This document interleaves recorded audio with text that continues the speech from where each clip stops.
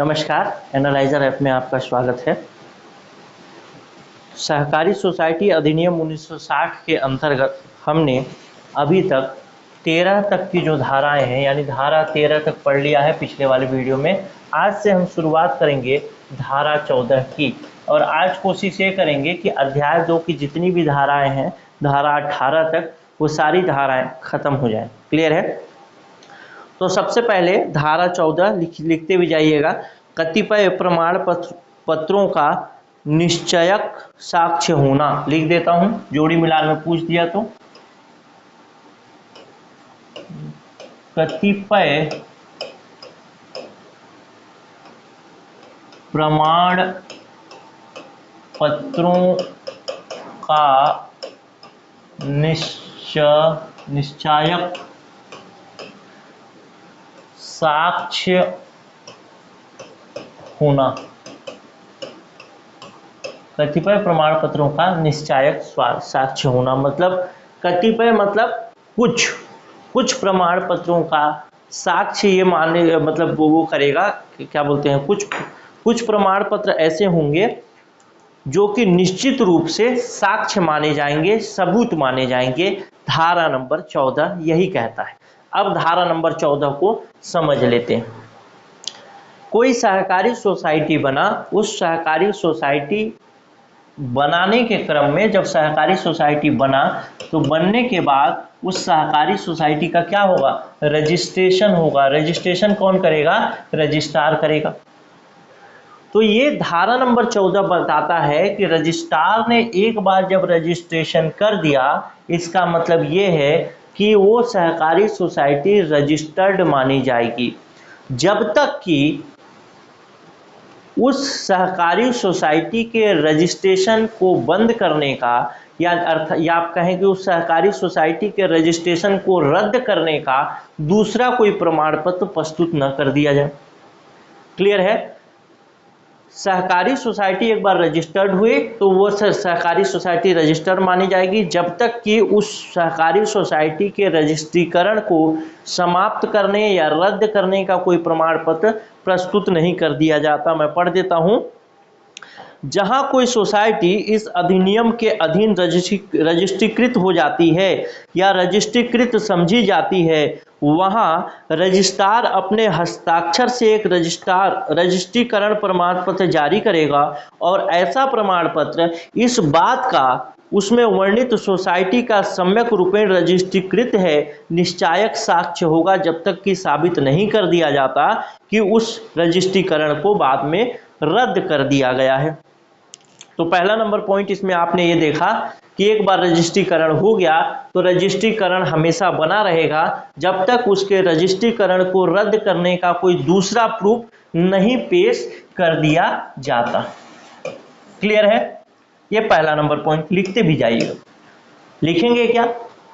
वही जो मैं बताया कि एक बार जब रजिस्ट्री हो गई, रजिस्ट्रीकरण हो गया तो रजिस्ट्रार ने जब प्रमाण पत्र जारी कर दिया कि हाँ रजिस्ट्रीकरण हो गया, तो प्रमाण पत्र जारी होने के बाद वो सोसाइटी रजिस्ट्रीकृत समझी जाएगी जब तक कि रजिस्ट्रीकरण को रद्द करने वाला कोई दूसरा प्रमाण पत्र पेश नहीं किया जाता। मान लेते हैं कोर्ट में मामला चला, कोई कोर्ट है, मान लेते हैं कोर्ट में मामला चला, कोर्ट में सोसाइटी ने अपना रजिस्ट्रीकरण प्रमाण पत्र दिया कि हम लोग सोसाइटी के रूप में रजिस्टर्ड हैं, तभी हम कोई काम कर रहे हैं।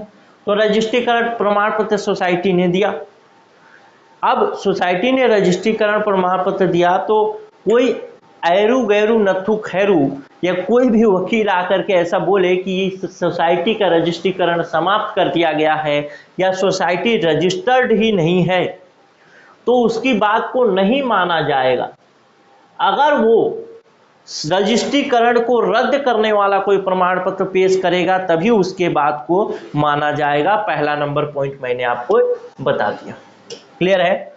अब इसी में दूसरा नंबर पॉइंट देखते हैं। पहला तो बात यह था कि रजिस्ट्रीकरण जो सोसाइटी थी उस सोसाइटी ने रजिस्ट्रार के पास आवेदन किया और उसका रजिस्ट्रीकरण हो गया। लेकिन पिछले कुछ धाराओं में हमने ये पढ़ा कि रजिस्ट्रार चाहे तो उस सोसाइटी का रजिस्ट्रीकरण न करे तब अपील आदि की कार्यवाही होगी। लेकिन एक मामला हमने ये भी देखा था कि सोसाइटी के रजिस्ट्रीकरण के संबंध में जब रजिस्ट्रार के पास आवेदन आते हैं तो आवेदन आने के 90 दिनों के अंदर उसको इस पर डिसीजन लेना होगा कि मैं इसको रजिस्टर कर रहा हूं या नहीं कर रहा हूं। यदि 90 दिन के अंदर वो डिसीजन नहीं ले पाता तो फिर 15 दिन के अंदर उसको अपने उच्च अधिकारी को फॉरवर्ड करना पड़ेगा उस आवेदन को, और 15 दिन फॉरवर्ड करने के बाद उच्च अधिकारी के पास 60 दिन का समय होगा, फिर उसको डिसीजन लेना होगा कि क्या मेरे को इस सोसाइटी का रजिस्ट्रीकरण करना है या नहीं करना है। यदि ये 60 दिन का भी समय बीत जाता है तो मैंने आपको ये बताया था कि 60 दिन का समय बीत जाने के बाद वो क्या बोलते हैं, वो जो सोसाइटी होगी ऑटोमेटिक रजिस्टर मानी जाएगी और रजिस्ट्रार उसको अपने रजिस्टर में अंकित कर लेगा। तो पहला वाला केस तो सोसाइटी रजिस्ट्रार के पास गया और रजिस्ट्रार ने अंकित कर लिया, तो ये पहला केस। लेकिन दूसरा केस रजिस्ट्रार ने कोई जवाब नहीं दिया, कोई डिसीजन नहीं ले पाए और 60 दिन इस क्रम में चला, इस वाले प्रक्रिया से चला। इस वाले प्रक्रिया से चलने के दौरान वो सोसाइटी रजिस्टर्ड हुई।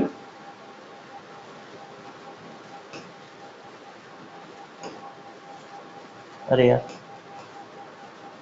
इस वाले प्रक्रिया से चलने के दौरान वो सोसाइटी रजिस्टर्ड हुई। कैसे होता है, येलो ठीक क्लियर है। ए वाले प्रक्रिया से चलने के बाद वो सोसाइटी रजिस्टर्ड हुई कि 90 दिन, 15 दिन और 60 दिन। ऐसी सोसाइटी जब रजिस्ट्रीकृत होती है तब के विषय में बात करें तो ऐसी सोसाइटी क्या होगी, 60 दिनों के बाद अपने आप रजिस्ट्रीकृत मानी जाएगी। ऐसा मैंने भी पढ़ाया, फिर से वही बात आ गई कि जब कोई सोसाइटी इस अधिनियम के अधीन रजिस्ट्रीकृत समझी गई है, रजिस्ट्रीकृत समझी गई है मतलब ये वाला प्रक्रिया फॉलो हुआ है, वहां रजिस्ट्रार उसके रजिस्ट्रीकरण किए समझे जाने की तारीख के 60 दिन के भीतर रजिस्ट्रीकरण प्रमाण पत्र जारी करेगा। यानी 90 दिन, 15 दिन और 60 दिन, 60 दिन तक कोई भी रिस्पांस नहीं मिला तो ये समझा गया कि ये सोसाइटी क्या हो गई, रजिस्टर्ड हो गई। जब ये सोसाइटी रजिस्टर्ड हो गई तो जिस दिन ये 60 दिन का समय बीतेगा, मान लेते हैं 1 अप्रैल को बीता है 60 दिन, 1 अप्रैल 2023 को ये 60वां दिन बीत गया, तो जिस दिन 60वां दिन बीता उसी दिन ये कंफर्म हो गया कि अब ये सोसाइटी रजिस्ट्रीकृत समझी गई। तो फिर क्या करेगा, रजिस्ट्रार अपने रजिस्टर में उसको अंकित करेगा और अंकित तो करेगा और रजिस्ट्रीकृत करेगा। तो रजिस्ट्रीकरण समझे जाने की तारीख के 60 दिन के अंदर, 60 दिन प्लस 60 दिन मान ले, 60 दिन के अंदर उसको रजिस्ट्रीकरण प्रमाण पत्र जारी करना पड़ेगा। ये बात इसमें बताई गई है। ठीक है, 2-3 पॉइंट मैंने आपको बताया। पहला कि सोसाइटी का रजिस्ट्रीकरण अगर डायरेक्ट हो जाता है तब की बात। दूसरा पॉइंट मैंने बताया कि जब उसको टाल दिया जाता है यानी उसके आवेदन पर कोई विचार नहीं किया जाता, तो इस तरीके से 90 दिन, 15 दिन, 60 दिन का साइकिल चलता है और आवेदन पर कोई विचार नहीं होता। उसके बाद वो सोसाइटी ऑटोमेटिक रजिस्ट्रीकृत समझी जाती है। तो जिस दिन सोसाइटी रजिस्ट्रीकृत यानी 60 दिन खत्म होने के बाद जिस दिन सोसाइटी रजिस्ट्रीकृत समझी जाएगी, उसके 60 दिन के अंदर रजिस्ट्रार को रजिस्ट्री प्रमाण पत्र यानी रजिस्ट्रेशन प्रमाण पत्र जारी करना होगा उस सोसाइटी को जिस सोसाइटी ने उसका रजिस्ट्रीकरण के लिए आवेदन दिया। क्लियर है। यदि कोई सोसाइटी और कोई भी सोसाइटी जो मतलब जब तक रजिस्टर्ड नहीं है तब तक कोई कार्य नहीं कर सकता, इसी धारा में ही लिखा गया। क्लियर है। चलिए अब आगे बात करें। यदि रजिस्ट्रार किसी सोसाइटी के उपविधियों में संशोधन करता है, संशोधन मतलब उपविधियां वही कि पहले जैसे पिछले वाले क्लास में मैंने बताया था, पहले स्वास्थ्य के क्षेत्र में काम करते थे, अब शिक्षा के क्षेत्र में भी काम करना चाहते हैं, तो अपने उपविधियों में, अपने नियमावली में सोसाइटी को परिवर्तन कराना पड़ेगा और परिवर्तन कराने के लिए उसको रजिस्ट्रार को आवेदन करना पड़ेगा 4-4 कॉपी लगा के। तो जब भी रजिस्ट्रार 4-4 कॉपी लगा करके जब उसके पास आवेदन आएगा, यदि वो अपने रजिस्टर में उसको अंकित करता है यानी उपविधियों को परिवर्तित करता है तो जब भी उपविधि परिवर्तित करेगा तो उसके बाद उसको एक प्रमाण पत्र जारी करना पड़ेगा उस सोसाइटी को कि आपका उपविधि परिवर्तित हो गया है। क्लियर है? चलिए, और आगे की बात यह है कि अगर वो नाम में परिवर्तन होता है तो नाम में परिवर्तन होने के बाद भी उसको एक प्रमाण पत्र जारी करना पड़ेगा रजिस्ट्रार को। जैसे नाम में तब्दीली के विषय में हमने धारा 13 में पढ़ा था ना कि कोई सहकारी सोसाइटी अपना नाम बदल सकती है। धारा 12 और धारा 11 में पढ़ा था कि उपविधियों के लिए संशोधन किया जा सकता है, उसके जो नियमावली हैं सहकारी सोसाइटी के उसके उपविधियों में परिवर्तन किया जा सकता है। क्लियर है? तो ऐसा मैं आपको सारी चीज इसमें बता दिया धारा 14 के अंतर्गत। क्लियर हो गया होगा? धारा 14 के अंतर्गत बहुत आसान चीज है जो कि मैं आपको बताया। पहला रजिस्ट्रीकृत साक्ष्य माना जाना। ठीक, चलिए अब दूसरा देखते हैं धारा 15।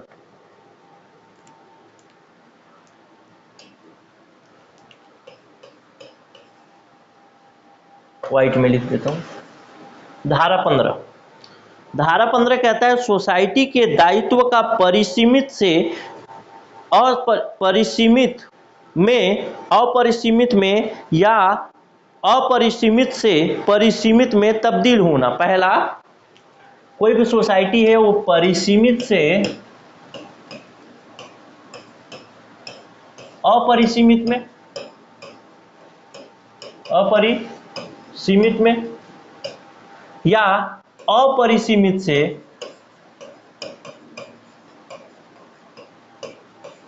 परिसीमित में परिवर्तित हो तब की स्थिति में। परिसीमित मतलब लिमिटेड। क्लियर है? जो कि पहले भी मैं बता चुका हूं इसका अंग्रेजी अनुवाद कि कोई सोसाइटी है जो परिसीमित से अपरिसीमित और अपरिसीमित से परिसीमित में चेंज होना चाहती है तब के विषय में बात करते हैं। धारा 11 के उपबंधों के अध्याधीन रहते हुए कोई सोसाइटी अपने उपविधियों में संशोधन करके दायित्व और परिसीमित से अपरिसीमित और परिसीमित से अपरिसीमित में परिवर्तित हो सकती है। यानी धारा 11 के अंतर्गत उपविधियों जो भी उसकी नियमावली है उसको परिवर्तित करे और फिर रजिस्ट्रार के पास आवेदन करे कि हम पहले परिसीमित सोसाइटी से थे, अब हम अपरिसीमित सोसाइटी में परिवर्तित होना चाहते हैं, या पहले अपरिसीमित सोसाइटी थे अब अपरिसीमित सोसाइटी में परिवर्तित होना चाहते हैं।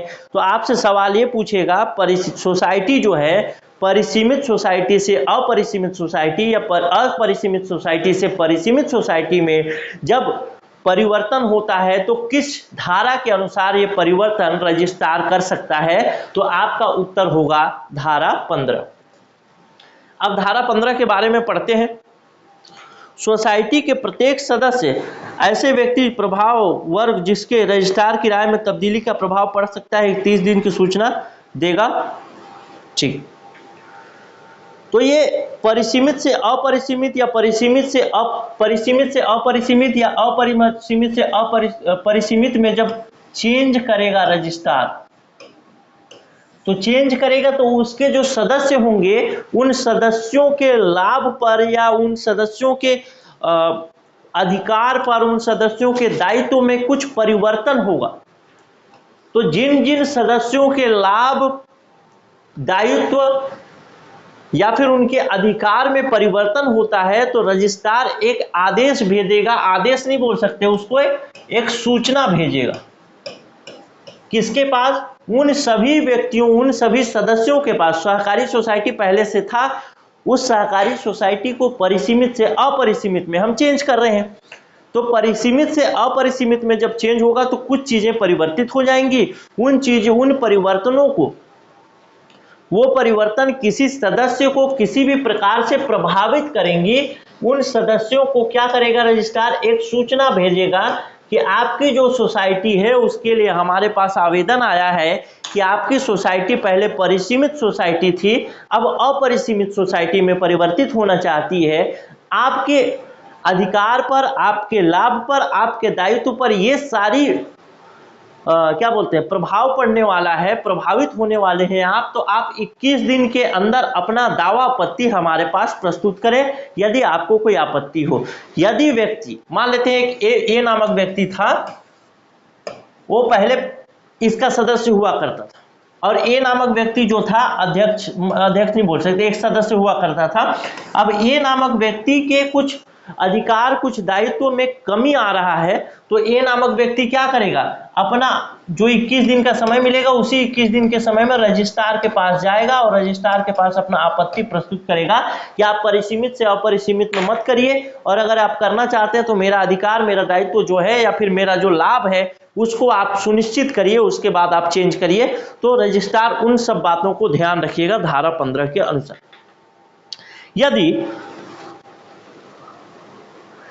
यदि मान लेते रजिस्ट्रार ने सूचना तो भेज दिया, लेकिन जो ए नामक व्यक्ति है वो आता ही नहीं है, हालांकि हो सकता है उसके अधिकार, उसके कुछ दायित्व कम या ज्यादा हो रहे होंगे, फिर भी उसका ए नामक व्यक्ति आता ही नहीं है, तो रजिस्ट्रार ये समझेगा कि ए नामक व्यक्ति को किसी प्रकार की कोई भी आपत्ति नहीं है, उसने अपनी सहमति दे दी है,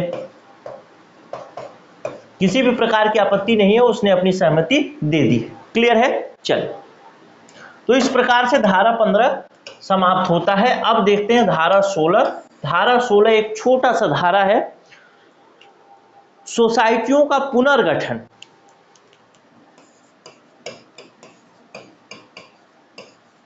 सोसाइटी का पुनर्गठन, सोसाइटी का पुनर्गठन नामक एक धारा है। इसमें दो टर्म आपको याद रखने हैं, दो शब्द याद रखने हैं, एक प्रभावित सोसाइटी और एक परिणामी सोसाइटी। लिख देता हूं, प्रभावित सोसाइटी, और एक लिखना है आपको, याद रखना है, परिणामी सोसाइटी। प्रभावित सोसाइटी और परिणामी सोसाइटी, दो तरीके के चीजें याद रखें। अब मान लेते हैं, अभी हमने धारा 15 पढ़ा और धारा 15 के अंतर्गत हमने देखा कि कोई व्यक्ति प्रभावित हो रहा है, जैसे ए नामक व्यक्ति प्रभावित हुआ, एक ए नामक व्यक्ति का अधिकार या दायित्व कुछ छीना गया, या फिर उसका कुछ लाभ कम या ज्यादा हुआ ए नामक व्यक्ति का, तो वो प्रभावित हुआ। अब ए नामक व्यक्ति आता है और कहता है कि मेरे ऊपर जो मेरा लाभ है वो लगभग 20,000 रुपए का है, मैंने इसमें 20,000 रुपए लगाया था। आप परिसीमित से अपरिसीमित में जब परिवर्तित कर रहे हैं तो मैं इस सोसाइटी का सदस्य नहीं होना चाहता, मैं सोसाइटी को छोड़ देना चाहता हूं। आप सोसाइटी से मेरा ये 20,000 रुपए मेरे को लौटवा दीजिए रजिस्ट्रार महोदय, उसके बाद आप इस सोसाइटी को जो करना है करिए, परिसीमित से अपरिसीमित में, परिसीमित से परिसीमित में, जिसमें चेंज करना है आप फ्री हैं, लेकिन मेरा जो लाभ है वो आप मेरे को दिलवा दीजिए। तो आप ये देखेंगे कि ये जो सोसाइटी थे उसमें कई सदस्य थे, ए बी सी डी ई ऐसे करके 20-25 सदस्य थे, और इसमें से ए नामक व्यक्ति उस सोसाइटी से अलग होना चाहता है, सी नामक व्यक्ति उस सोसाइटी से अलग होना चाहता है, ई नामक व्यक्ति उस सोसाइटी से अलग होना चाहता है। तो ए के जगह में कोई दूसरा व्यक्ति आएगा, मान लेते हैं ए के जगह में एक क व्यक्ति आया, बी के जगह में कोई ग व्यक्ति आया और ई के जगह में कोई घ व्यक्ति आया। तो इसका मतलब ये हुआ ये सोसाइटी परिवर्तित हो गई, मतलब इस सोसाइटी का पुनर्गठन कर दिया गया। पहले गठित हुई थी जो सोसाइटी वो पुनः पुनर्गठित हुई। सोसाइटी का रजिस्ट्रीकरण वगैरह आपको नहीं कराना है, बस सदस्यों का नाम रजिस्ट्रार के पास आवेदन करके चेंज कराना है।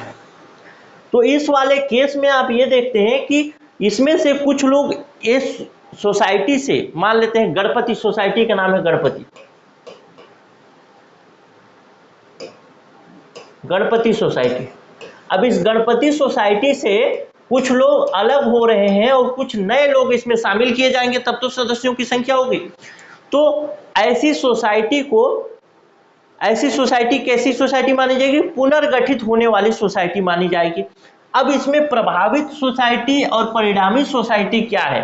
पहले जो सोसाइटी थी जिसमें A B C D E F सारे सदस्य थे, इसको आप बोलेंगे प्रभावित सोसाइटी, क्योंकि यही सोसाइटी प्रभावित हो रही है, इस सोसाइटी पर प्रभाव पड़ रहा है।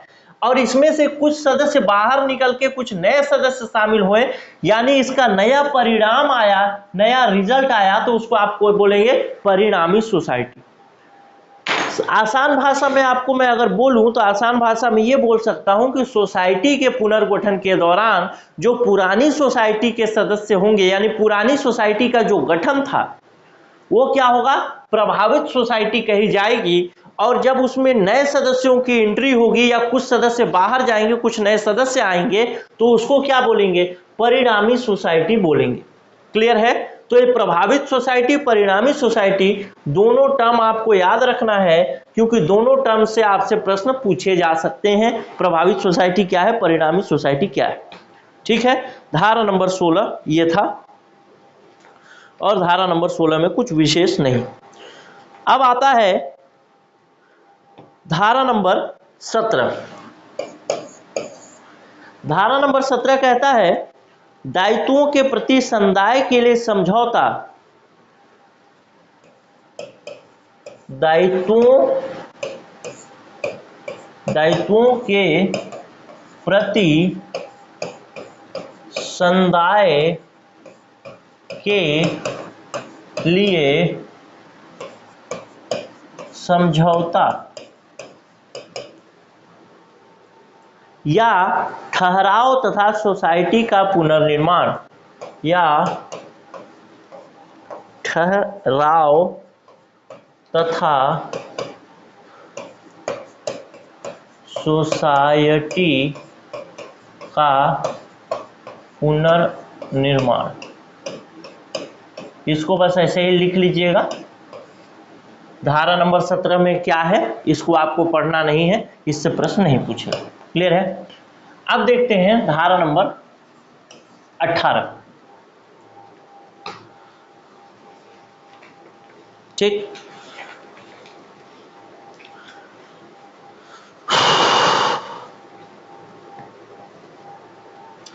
धारा नंबर 18 है रजिस्ट्रीकरण का रद्द किया जाना।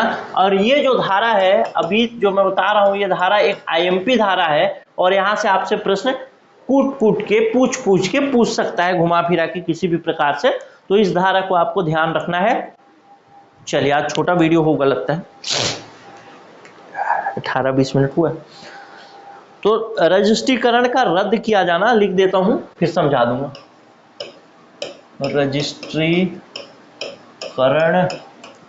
का रद्द किया जाना, कुछ ऐसे फारसी स्पेलिंग में मैं लिखता हूं कि शायद आप लोग लिख पा रहे हो या नहीं, लेकिन मेरी आवाज़ तो आप तक पहुंच ही रही होगी कि जो मैं बोल रहा हूं आपको सब शायद समझ में आ रहा होगा। तो लिखते भी जाइएगा, प्रश्न बाहर से नहीं आएगा। फ्री में पढ़ा रहा हूँ, इसका यही मतलब नहीं कि प्रश्न बाहर से आएगा। ठीक है, तो मज़े से लिखिए, अच्छे से लिखिए और मज़े से तैयारी करिए।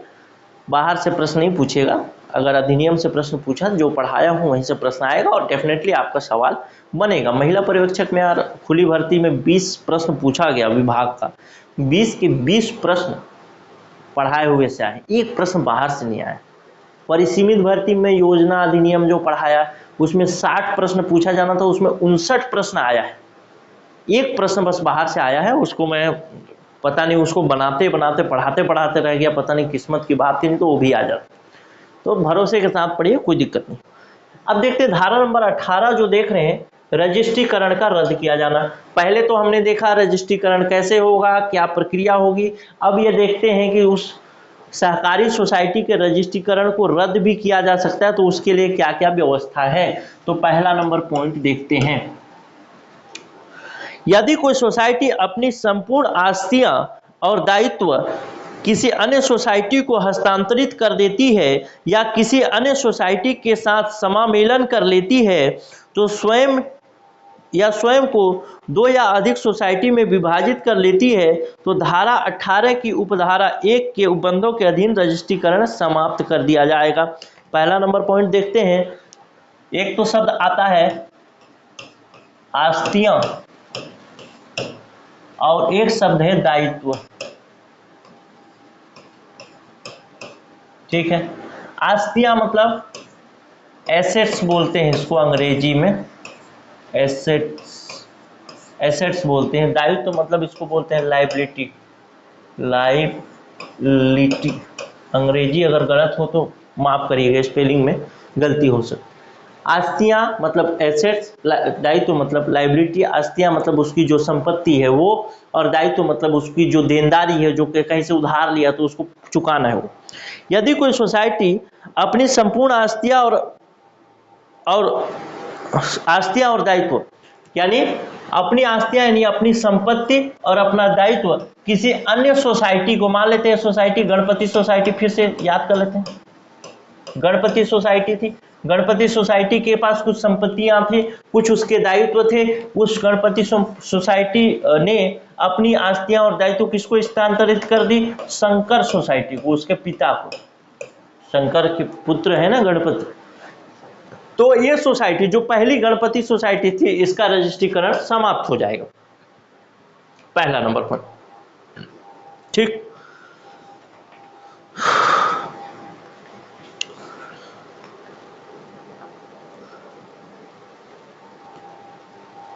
ठीक है। जब ऐसा करेगा वो, यानी अपना आस्ती और अपना दायित्व गणपति सोसाइटी शंकर सोसाइटी को स्थानांतरित कर दिया, तो गणपति सोसाइटी समाप्त कर दी जाएगी और इसके समाप्ति की घोषणा के लिए एक आदेश पारित होगा। और आदेश कौन निकालेगा?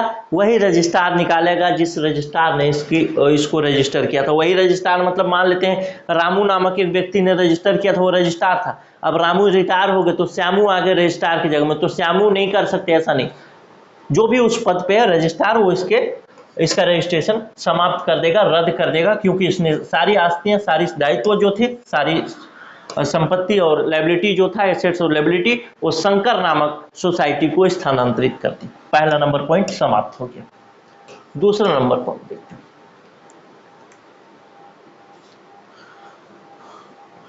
दूसरा नंबर पॉइंट जो है वो आता है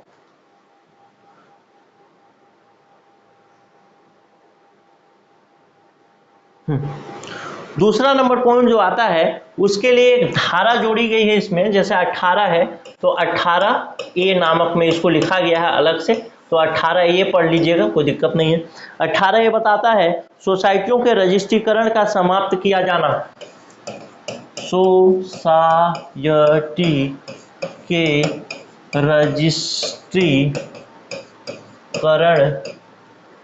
का समाप्त किया जाना। इसलिए लिख देता हूं, मैं तो सीधे बोल के पढ़ा सकता हूं, लेकिन शायद आप लोग लिखने में दिक्कत हो। क्लियर है?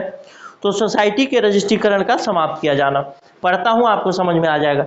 यदि रजिस्ट्रार को यह समाधान हो जाता है कि सोसाइटी जिसके लिए आवेदकों द्वारा दुष्प्रेषण आधार पर रजिस्ट्रीकृत की गई थी, उस सोसाइटी का कार्य पूरा हो चुका है। यानी सोसाइटी का जो उद्देश्य था, जिस उद्देश्य के लिए सोसाइटी गठित की गई थी, वो उद्देश्य पूरा हो चुका है, पूर्ण हो चुका है, उद्देश्य पूर्ण।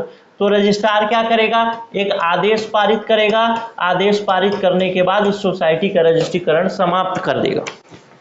ठीक, लेकिन ऐसा आदेश पारित करने से पहले रजिस्ट्रार जो समिति, जो सोसाइटी होगा, सोसाइटी को एक अवसर देगा। क्या अवसर? अवसर ये देगा कि उनसे पूछेगा, अवसर गलत लिख दिया, अच्छा लिख देता हूं, अवसर देगा। अवसर ये देगा, एक मौका देगा कि उनसे पूछेगा कि आपने जिस उद्देश्य के लिए सोसाइटी का गठन किया था, वो उद्देश्य तो आपका पूर्ण हो चुका है, तो क्यों ना आपकी सोसाइटी को अब रद्द कर दिया जाए, इसका रजिस्ट्रेशन समाप्त कर लिया जाए। तो ये लोग अपना बात रखेंगे।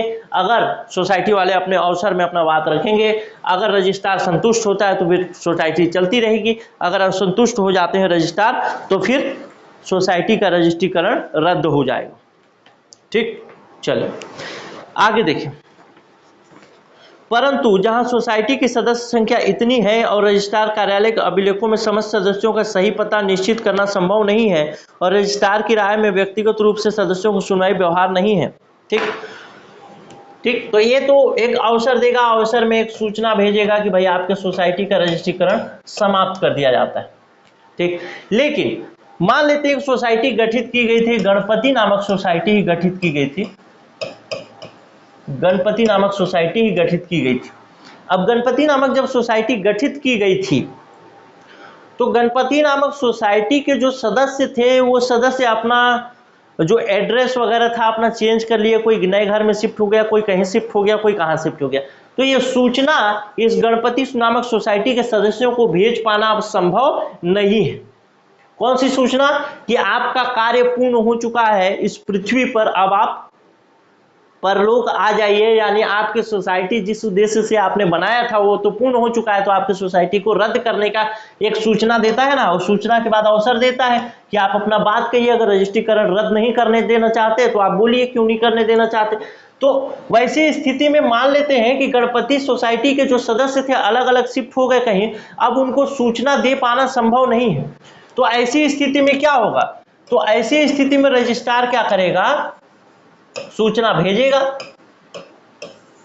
सूचना नहीं मिला तो फिर एक पब्लिक नोट जारी करेगा, यानी जो भी प्रचार प्रसार न्यूज़पेपर, टीवी, मीडिया जिसके माध्यम से वो चाहे अपनी बात को इन लोगों तक पहुंचाने का प्रयास करेगा। और एक बार जब इसने अपनी बातों को पहुंचाने का प्रयास किया फिर भी सोसाइटी के लोग अपने रजिस्ट्रीकरण को रद्द होने से बचाने के लिए नहीं आए, तो रजिस्ट्रार ये समझेगा कि उन तक बात पहुंच चुकी है, अब वो लोग नहीं आ रहे हैं, मतलब इस सोसाइटी का रजिस्ट्रीकरण रद्द कर दिया जाए, और इस प्रकार से वो 18 के अनुसार रद्द कर देगा। क्लियर है?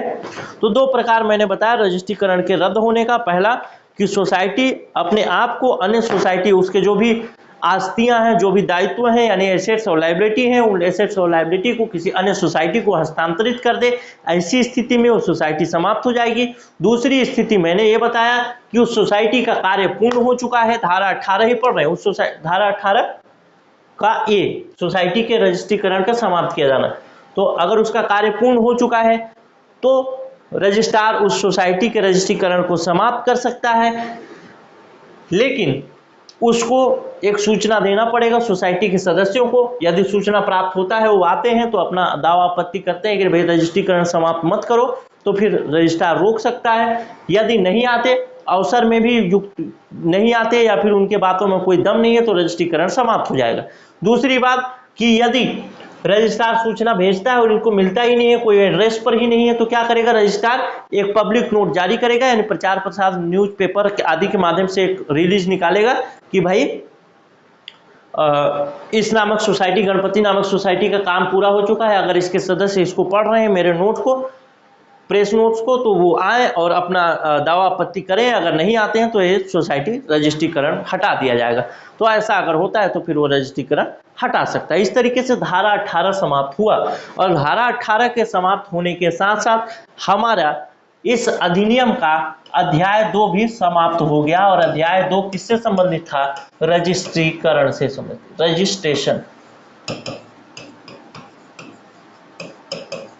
रजिस्ट्रेशन से संबंधित था। अब हम आगे बढ़ेंगे, वो पढ़ेंगे अध्याय 3। क्लियर है? अध्याय 3 आगे पढ़ेंगे। तो इस तरीके से क्लास आज का समाप्त होता है। और हाँ, ये जो अधिनियम पढ़ा रहा हूं, अधिनियम के अलावा जो मैथ्स है,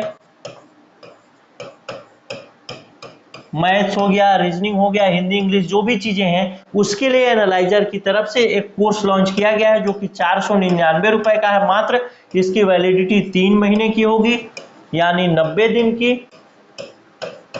तो 90 दिन में वो अपनी तैयारी कर सकते हैं। बाकी के विषय के लिए अधिनियम वाला भाग छोड़ दे तो 499 रुपए में वो ज्वाइन कर सकते हैं। अगर ज्वाइन करना है तो 96 17 41 36 76 ये व्हाट्सएप नंबर है, इसमें मैसेज करिएगा व्हाट्सएप में कि सहकारिता का क्लास लेना है। तो ये 499 रुपए का फोन पे से पेमेंट करके कोर्स ज्वाइन कर सकते हैं, जो कि काफ़ी सस्ता है। अगर आपको लगता है कि ज्वाइन करना है तो कर सकते हैं। बाकी तो मैं अधिनियम फ्री में पढ़ा ही रहा हूँ। मिलते हैं अगले वीडियो में। नमस्कार, जय हिंद।